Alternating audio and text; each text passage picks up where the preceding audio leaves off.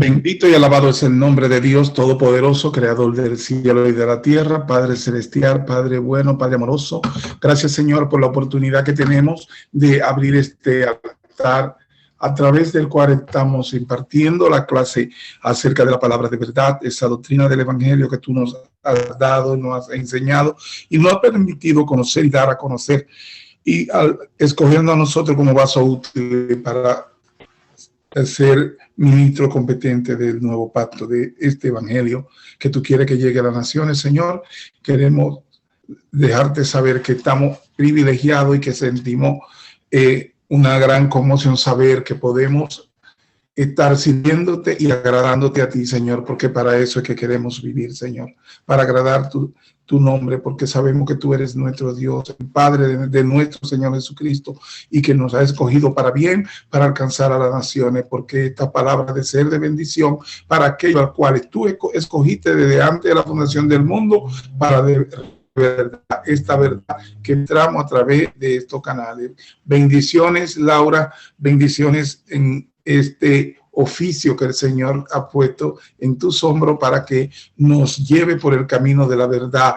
Eres bienvenida y tu pueblo te espera. Bendiciones a todos. Amén, amén. Dios le bendiga abundantemente. Infinitas gracias a Dios por la oportunidad de ministrar su palabra. Como cada viernes vamos a estar en este espacio, y como iniciamos la semana pasada hablando acerca del libro a los Efesios. La semana pasada tuvimos un capítulo introductorio diciendo la procedencia y los motivos de esta carta y cuáles eran esos temas centrales. Recordemos que el apóstol Pablo está escribiendo a la iglesia de Éfeso en Asia Menor, y que él escribe esta carta desde la prisión, y no escribe para exhortar ni para corregir algún error que se estuviese cometiendo en la iglesia, sino que él le quiere hablar a esta iglesia acerca de la importancia de reconocerse a sí mismo como el cuerpo de Cristo, de reconocer que tienen una identidad y que tienen muchos privilegios al estar en Cristo Jesús, al ser parte de ese cuerpo. ¿Cuál es la función de esa iglesia como cuerpo? Entonces, después que le saluda en el capítulo 1 que vamos a entrar hoy, empieza haciendo unas declaraciones importantes. Entonces, todo el capítulo 1 que vamos a estar hablando en este momento viene haciendo una descripción específica de lo que es la obra de la Trinidad, Dios Padre, Dios Hijo, Dios Espíritu Santo, a favor del creyente. Recordemos que en esa ciudad, que era un centro de adoración a los ídolos, era un centro de mucha corrupción, mucha inmoralidad sexual y de todo tipo. La iglesia estaba inmersa en esta cultura que se centraba en lo que era la idolatría, la hechicería, en lo que era la obra de los hombres. Entonces, el apóstol, a través de esta carta, quiere que la iglesia que está siendo enseñada en ese momento se enfoque en la obra redentora de Jesús, en la posición de ellos como iglesia de Jesús, y inicia este capítulo 1 hablando cuál es la obra del Dios Padre, cuál es la obra de Dios Hijo y cuál es la obra de Dios Espíritu Santo, porque sabemos que tenemos un Dios que es un Dios trino y que tiene tres facetas, tres funciones. Cada uno desempeña una parte súper especial en lo que es el plan de salvación. Entonces, vemos que inicia este capítulo y los primeros 3 versículos del 3 al 6 del capítulo 1, el apóstol dice: bendito sea el Dios y Padre de nuestro Señor Jesucristo. Entonces, Pablo, ¿qué es lo que hace? Llama esa bendición sobre el Padre, adora al Padre, bendice al Padre. Y lo bendice porque reconoce su gloria, su honor, su bondad, su majestad, su misericordia y su poderío. Entonces, él abre esta explicación acerca de el Padre Dios, dando gracia y bendiciendo su nombre. Bendito el Dios y Padre de nuestro Señor Jesucristo. Reconozco su gloria, reconozco su poder, y empieza a exaltar al Padre, debido a que el Padre ya nos había bendecido a cada uno de los creyentes con toda bendición espiritual. Por eso es que Él exalta, glorifica al Padre. ¿Por qué? Porque hemos sido bendecidos con toda bendición espiritual. Esta bendición es nuestra, es del creyente. Los recursos de Dios están siempre allí para nosotros. Esto habla de una actitud de certeza, de seguridad, donde el apóstol Pablo no está hablando, bendito Dios que nos va a bendecir y que vamos a ser prosperados, sino que dice que en ese momento, dice, porque hemos sido, y está refiriéndose a lo que Cristo hizo en la cruz del Calvario, hemos sido bendecidos con toda bendición espiritual. Se le está diciendo, le pertenece. Tengan la seguridad, tengan la certeza de que hay bendiciones que le pertenecen. Hemos sido bendecidos en lugares celestiales en Cristo. Y esto describe dos tipos de beneficios. Describe cuáles son las bendiciones y dónde fuimos nosotros bendecidos. Entonces, hay bendiciones que son de tipo espiritual, que son mucho mejores que las bendiciones terrenales. Y a veces nosotros solo humanamente nos enfocamos en pedir y en buscar las bendiciones terrenales y pedirle a Dios bendiciones terrenales. Y si estas no se hacen manifiesto, creemos que Dios no ha cumplido su promesa. Pero recordemos que aquí está hablando bendiciones espirituales en lugares celestiales en Cristo Jesús. Estas bendiciones son nuestras y esto va más allá de lo natural, va más allá de lo terrenal. Estas son sublimes y es más segura que cualquier bendición que nosotros podamos tener aquí en la tierra. Recordemos que todo en esta tierra es pasajero, es efímero, es corruptible, no permanece. Por lo tanto, es mejor seguridad y garantía tener las bendiciones que hemos obtenido a través del sacrificio de Jesús, que son espirituales, y dice que estas están en Cristo Jesús en lugares celestiales. Según nos escogió en Él, nuestra posición de toda bendición espiritual es cierta, tan cierto como que fuimos escogidos por Él.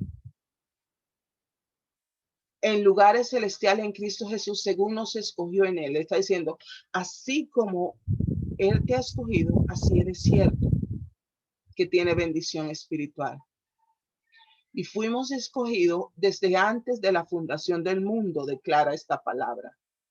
La luz de esta selección de Dios nos da la seguridad para la permanencia en su plan, en su amor, y ese amor y esa misericordia y esa gracia de Él hacia nosotros.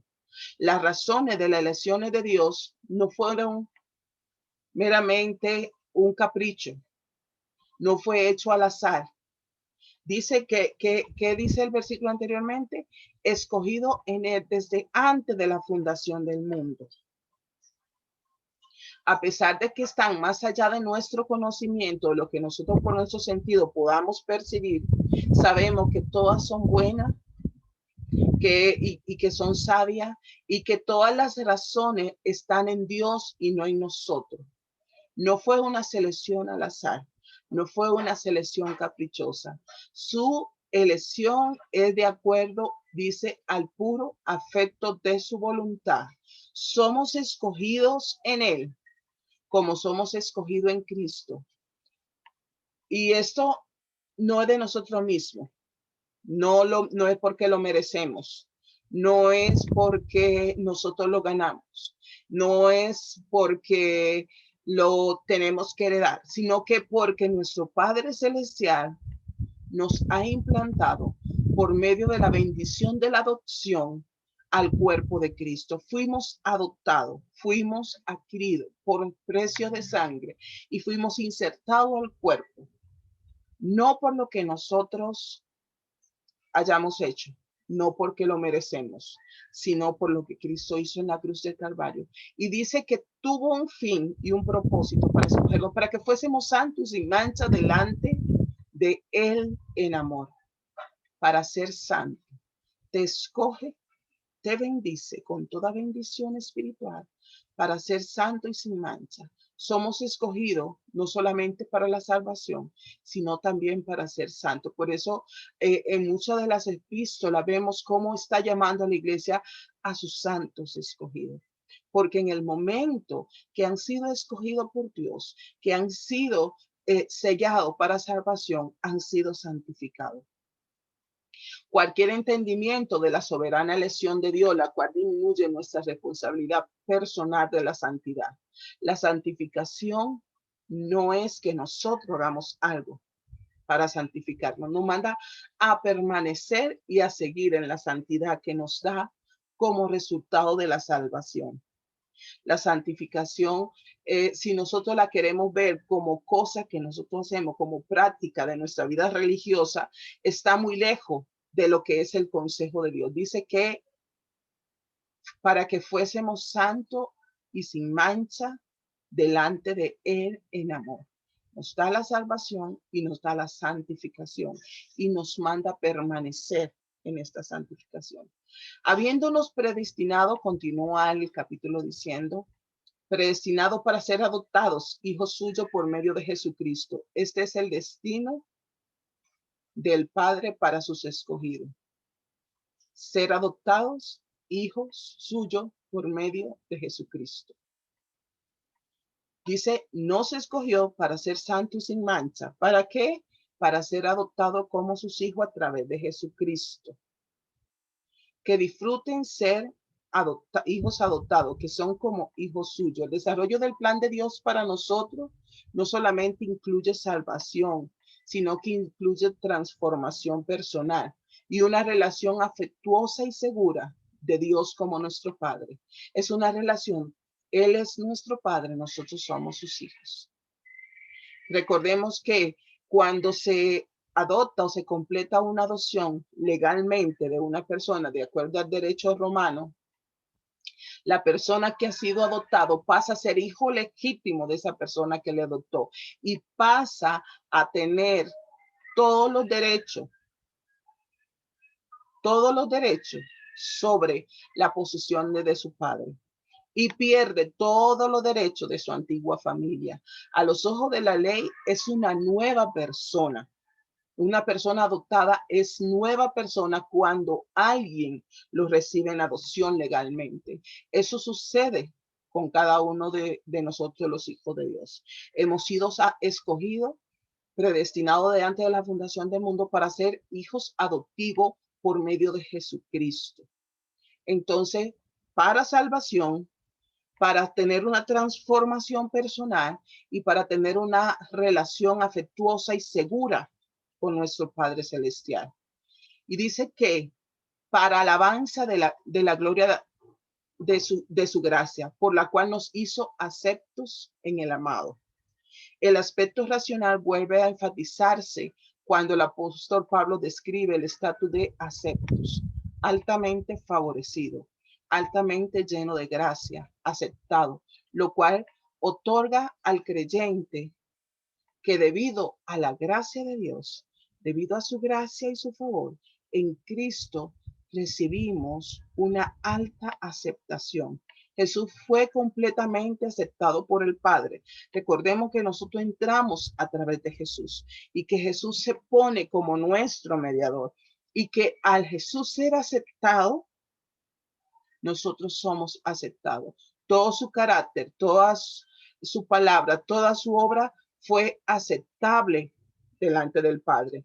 Ahora nosotros somos aceptados en Él. En el momento que el Padre acepta lo que Jesús hizo en la cruz del Calvario y eso cumple la demanda de la justicia de Dios y el Padre acepta a Jesús, dice que ahí entramos nosotros en esa aceptación. Por eso dice, para alabanza de la gloria de su gracia, el cual nos hizo acepto, el cual nos aceptó en su amado Hijo Jesucristo.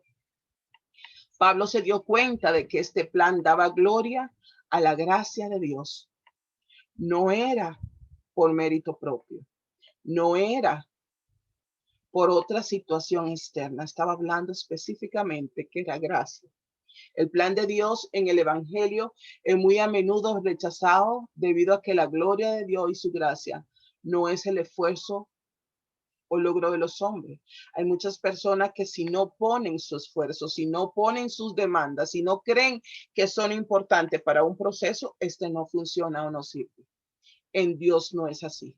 En Dios tenemos una total y completa dependencia a lo que Cristo hizo en la cruz de Calvario. No es de nosotros, es su gracia. El plan de Dios es gracia, es favor. Él nos quiso acercar a Él.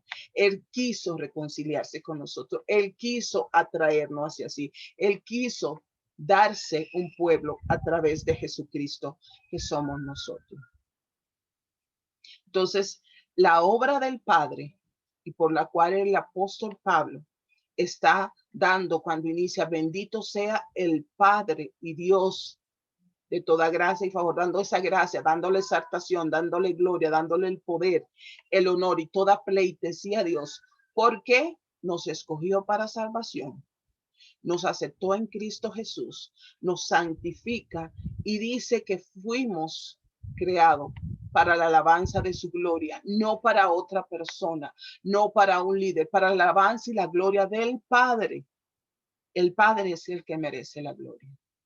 Luego después que hace esta explicación y esta exaltación de la obra del Padre a través de Jesucristo, en el versículo 7, continúa ahora hablando sobre la obra del Dios Hijo, en quien tenemos redención por su sangre, refiriéndose a Cristo, el perdón de pecados según la riqueza de su gracia, que hizo sobreabundar para con nosotros en toda sabiduría e inteligencia.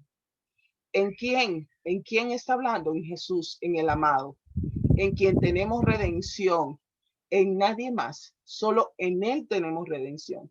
No es posible que haya redención fuera de Jesús. No es posible que haya redención fuera de la sangre redentora de Jesús. Está recalcando. ¿Y qué es esto de redención? Implica pagar un precio por la libertad. Implica comprar a una persona. Aquí el precio fue la sangre, lo dice específicamente. En quien tenemos redención por su sangre, fue el pago. Su sangre fue mostrada que el Padre decretó divinamente que solo por la sangre de un cordero sin mancha, de un cordero puro, de un cordero santo, podía suplir la demanda de la justicia divina. Entonces, aquí el precio en su sangre, mostrando que la bendición del Padre e Hijo viene no solamente de un decreto, sino también que viene de acuerdo a su justicia y a su santidad. Jesús no nos redime por su vida sin pecado. Jesús no redime a su pueblo por su ejemplo moral. Jesús solamente nos redime por su muerte y por la sangre que derramó en la cruz del Calvario. Entonces, está enfatizando la obra de Jesús. Según la riqueza de su gracia, la redención y el perdón que nos viene de acuerdo a la medida de la riqueza de su gracia, no es una redención o un perdón pequeño. Está hablando de que Jesús ganó en la cruz una inmensa obra. Dice, según la riqueza de su gracia, no es algo pequeño, es inmenso. Su riqueza, su gracia, su favor, alcanzarnos, su obra es grandiosa. Y hizo sobreabundar para con nosotros toda sabiduría e inteligencia. Muchos piensan que no es sabio por parte de Dios prodigar tal redención y perdón de los pecadores. Muchas personas piensan que al que habla de Dios lo catalogan como ignorante, pero dice que nos hace sobreabundar en sabiduría, inteligencia y gracia, en toda sabiduría y prudencia que Él nos ha dado. Cuando entramos en este pacto de salvación, de reconciliación, de una vida en santidad, de una vida por la palabra, dice que nos hace sobreabundar en sabiduría y en inteligencia y en gracia. Y dice la palabra que nosotros tenemos la mente de Cristo. Así como nosotros, a través de Cristo, somos representados delante del Padre para ser aceptados por el Padre. Dice que tenemos toda la riqueza de Cristo en nosotros. Y dice que como creyente tenemos la mente de Cristo. Él hace sobreabundar en nosotros toda sabiduría e inteligencia, dándonos a conocer el misterio de su bondad.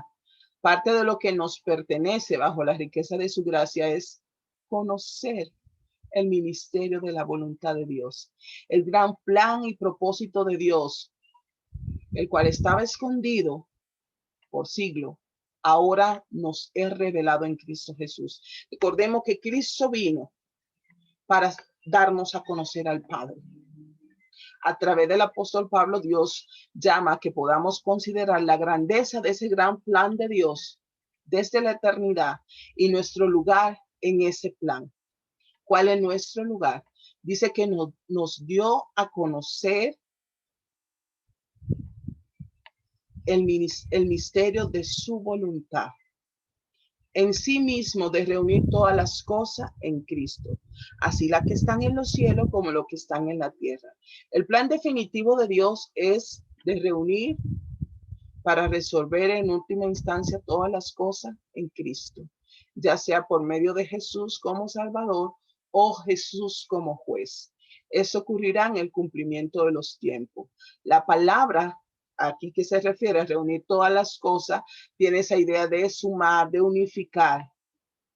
La idea de Pablo es que Dios añadirá todas las cosas en el final, y ahora mismo él está en ese proceso de llegar a ese conteo final, de reunir todas las cosas bajo el dominio de Jesús.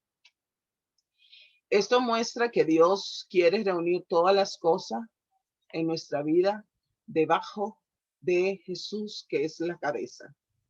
Esta gran resolución y liberación que el apóstol Pablo en Romanos también habla, que aún la creación gime porque suceda.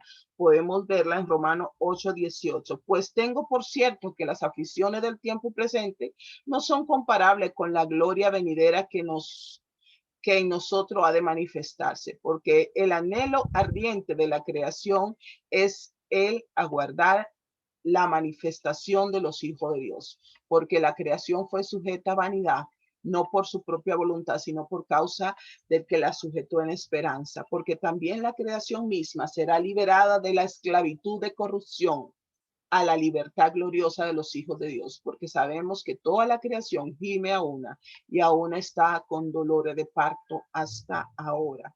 Está que aún la misma naturaleza será beneficiada de esa libertad, de poder entrar en ese estado de vida donde Cristo sea nuestro gran Señor, donde Cristo sea nuestro gran líder. Continúa diciendo que en él mismo tuvimos herencia. Para los creyentes, Cristo Jesús no es un juez. Es aquí en quien tenemos una herencia. Los creyentes estamos predestinados para ser esto según el designio de Dios. De nuevo, las razones por las cuales Él la escoge no es por nosotros. Habiendo sido predestinado conforme al propósito, vuelve y menciona el apóstol del que hace todas las cosas según el designio de su voluntad. Hay tres aspectos importantes acá en el plan de Dios.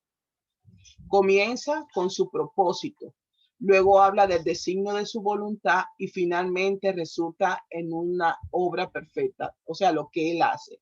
Dios hace su plan cuidadosamente de acuerdo a su propósito eterno, tomando el designio dentro de su deidad y luego obra con toda sabiduría. Nuestro Dios es un Dios el cual no solamente tiene voluntad, sino que Él obra de acuerdo a su voluntad. La palabra designio aquí tiene que ver con que hay una planeación, que hay un arreglo deliberado, en donde los medios y la manera de llevar a cabo la voluntad de Dios son consideradas y son provistas. No es algo que se da fortuitamente al azar, no es un capricho. Dice que conforme a sus planes conforme a sus arreglos, conforme a todas las herramientas que utiliza, va a participar. Según el designio de su voluntad, Dios hace todo por su consejo, a fin de que seamos para la alabanza de su gloria. Nosotros, los que primeramente estábamos en Cristo. El propósito de Dios en todo esto es para que aquellos que han confiado en Cristo existan para la alabanza y la gloria de Dios. La meta del plan final de Dios es glorificarle a Él, para que podamos glorificarle. Llegamos al Padre a través de Cristo, pero es para la gloria del Padre. Continúa en los versículos 13 al 14, ahora hablando acerca de la obra del Espíritu Santo.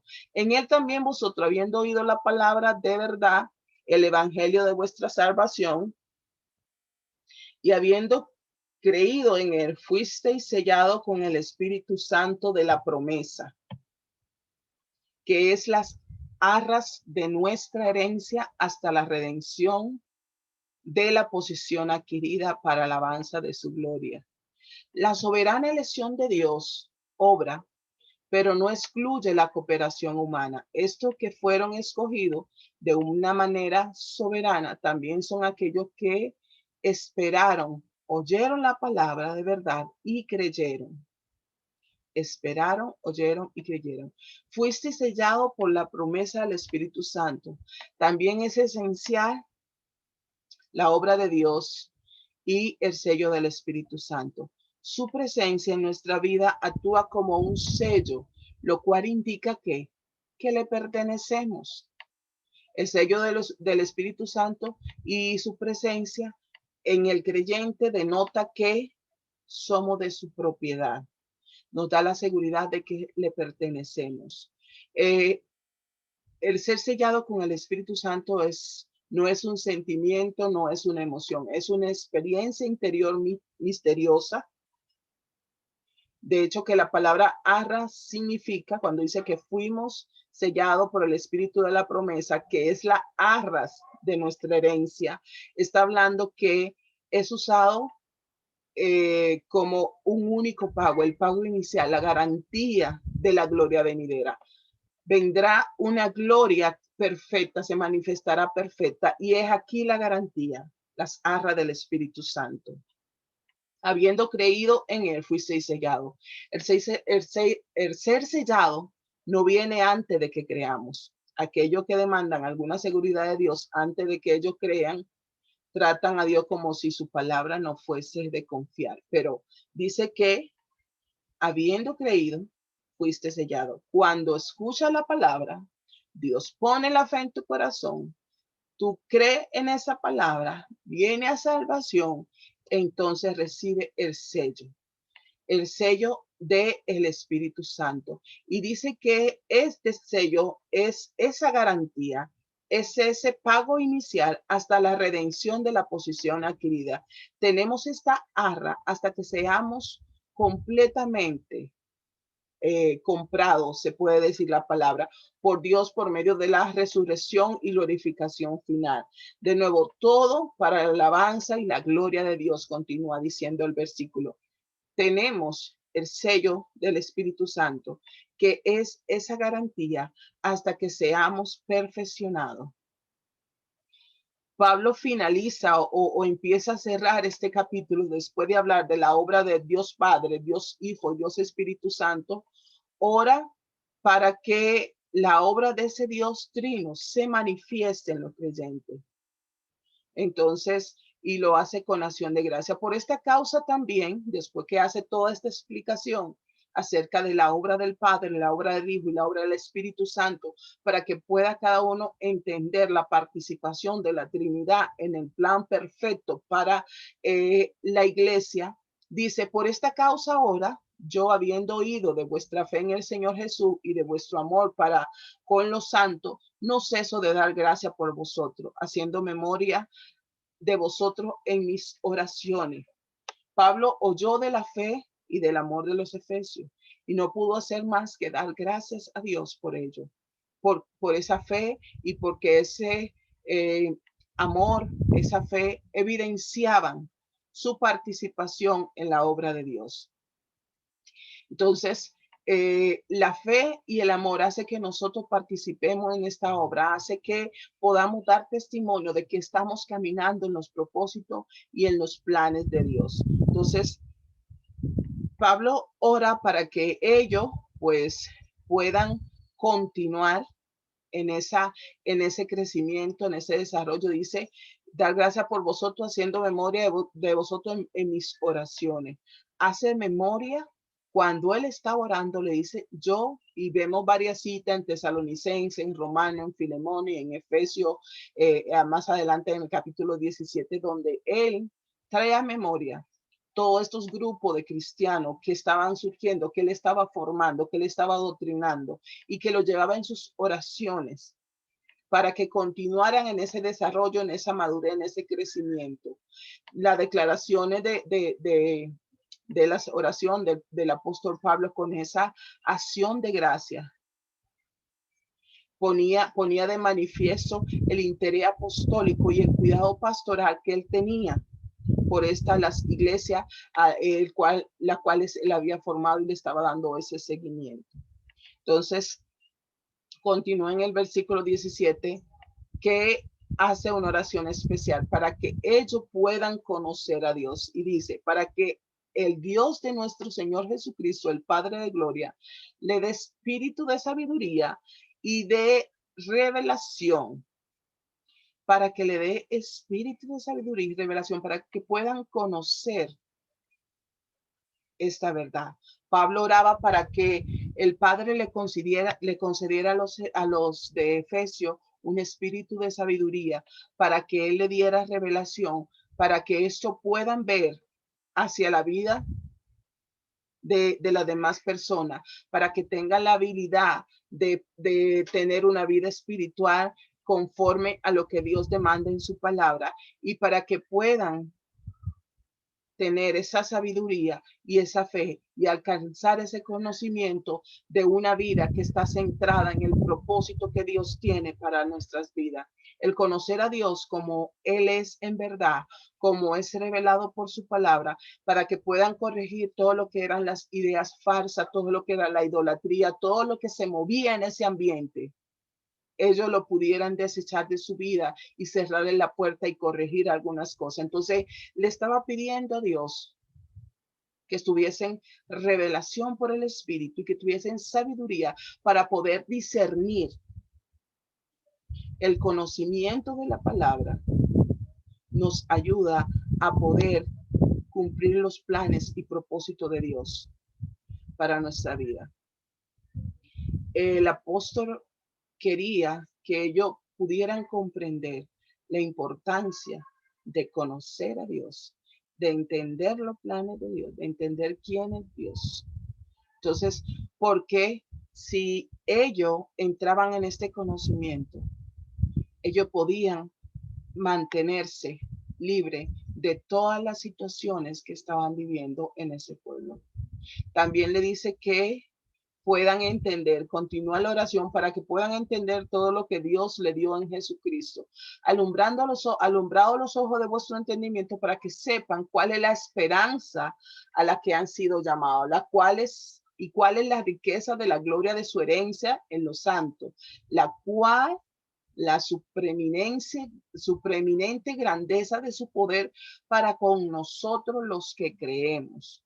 Dice, después que pide sabiduría, pide conocimiento, que puedan entender la magnitud, conocer a Dios y el plan de Dios. Ahora le dice que puedan entender qué es lo que Dios nos ha dado a través de Jesucristo. Que sean alumbrados sus ojos para que puedan ver con ojos espirituales. Si los efesios conocieran todo lo que Dios dijo de Jesús, esto haría un esfuerzo sobrenatural. ¿Para qué? Para que sus ojos sean alumbrados por Dios. Pablo utiliza esta expresión de abran los ojos del entendimiento, queriendo decir literalmente, abran sus corazones. No solamente los ojos físicos, sino sus corazones, sus ojos espirituales, para que puedan comprender cuál es la esperanza a la cual hemos sido llamados. Quería que ellos supieran, y hoy quiere que hoy la iglesia sepa, que hay muy poca cosa que nos dan esperanza. Hay muy poca cosa en este mundo, que la esperanza está en Cristo, que es la esperanza más segura y más duradera, y que es el llamado a una vida plena, saber que Dios nos ha llamado, que tiene planes de bien para nuestra vida. Esta esperanza es la que el apóstol quiere que podamos abrir nuestros ojos y entender. Y no solamente está hablando de una perspectiva hacia el futuro. Sabemos que tenemos un futuro glorioso garantizado, vida eterna y libertad del pecado y justificación por lo que Cristo hizo en la cruz del Calvario. Pero que podamos entender que podemos tener esa vida abundante desde ya, conociendo que nos pertenecen. Dice que el creyente tiene un futuro glorioso, tiene libertad del pecado, tiene justificación. ¿Y cuáles son esas riquezas de su herencia en los santos? Pablo está sumamente interesado que los de Efesios conozcan esa herencia. Usualmente pensamos solo en nuestra herencia en Dios, pero Pablo quería que ellos entendieran que las herencias en Dios éramos nosotros mismos, que somos una herencia preciosa, que nosotros somos valiosos para Dios. Es decir, ¿cuál es la riqueza de la gloria de su herencia en los santos? O sea, ¿qué está viendo Dios en usted? ¿Qué está viendo Dios en cada uno de nosotros? ¿Qué ve Dios en su iglesia? Que puedan entender que sí, que nosotros tenemos herencias en Dios, pero que nosotros somos la herencia de Cristo para Dios. Para que podamos entender la supereminente grandeza de su poder para con nosotros lo que creemos, que el poder de Dios es grande para lo que creemos y que somos valiosos. Una descripción del poder de Dios que Pablo quiere que lo de Efesios conozca. Según la operación del poder de su fuerza, la cual operó en Cristo, resucitándole de los muertos y sentándole a la diestra en lugares celestiales, sobre todo principado, autoridad, poder y señorío, y sobre todo nombre que se nombra, no solo en este siglo, sino también en el siglo venidero. El poder que obra en nosotros es el poder de su fuerza. Dice que es la misma que levantó a Jesús de los muertos. Con este poder de su fuerza disponible para nosotros, nunca tendremos necesidad ni falta de poder en la vida cristiana, porque a nuestra disposición dice que está este poder que levantó a Jesús de los muertos. Entonces, la muerte de Jesucristo es la demostración suprema del amor de Dios por nosotros. La resurrección es la demostración suprema del poder de Dios, el cual Él nos da a nosotros. Y dice que se sentó a la diestra. Él es de la majestad de Dios. La diestra a la que revela que está en amistad, que está en un lugar de confianza, que está en un lugar de honor, que está en un lugar de autoridad, sobre todo principado, sobre toda potestad, sobre todo señorío. De todos los pasajes vemos en Efesios que se refiere a seres angelicales. Está hablando de todas las poderes angelicales, leales y desleales. No solamente el reino de las tinieblas, sino todos los poderíos celestiales, principado, poder, autoridad, señorío. Y sobre todo nombre que se nombran no solo en este siglo, sino en el siglo venidero. Entonces, está hablando que nuestro Señor, al cual se sujetan todas las cosas, nos ha dado a nosotros su amor, nos ha dado a nosotros su poder. Dice que ese poder que levantó Jesús de los muertos opera en nosotros para que nosotros podamos caminar, pero que Cristo está sobre todo, que Él es nuestra cabeza, que Él es el máximo líder. El apóstol quiere dar esta explicación a la iglesia de Éfeso, entrando en esa revelación de que la Trinidad ha diseñado un plan perfecto para nuestra vida y que fue diseñado previamente, que fue calculado, que no fue al azar, que fuimos escogidos en amor por Él para salvación y que nos ha otorgado bendiciones espirituales en Cristo Jesús, que fueron compradas en la cruz del Calvario y que nos pertenecen y que tenemos una garantía de que seremos perfeccionados a través del Espíritu Santo, con el cual dice, fuimos sellados. Dios es fiel y Él cumple su palabra hasta el día de hoy.